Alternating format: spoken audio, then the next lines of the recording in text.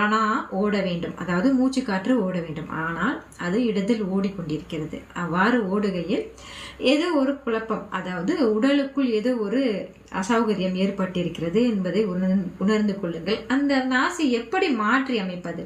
அதை மாற்றி அமைப்பதற்காகத்தான் இந்த பிராணாயாம பயிற்சி. அதாவது இடது நாசியில் ஓடிக்கொண்டிருப்பதை வலது நாசிக்கு கொண்டு வர வேண்டும். இதற்கு நிறைய முறைகள் இருக்கிறது. ஆனால் இன்று நாம் சகஜ பிராணாயாமம், இந்த பிராணாயாமத்தை தொடர்ச்சியாக நீங்கள் செய்து வரும் பொழுது நீங்களே அதை உணர்ந்து கொள்ளுவீர்கள். எவ்வாறு என்றால், இந்த பிராணாவை எவ்வாறு நாம் இடது நாசியிலிருந்து வலது நாசிக்கு மாற்றி அமைப்பது, இதுதான் அந்த முறை. சரி, பார்த்தீர்கள் என்றால் நாம் தாமதிக்காமல் இந்த பயிற்சிக்குள்ளே செல்வோம். எவ்வாறு இந்த பயிற்சியை செய்வது?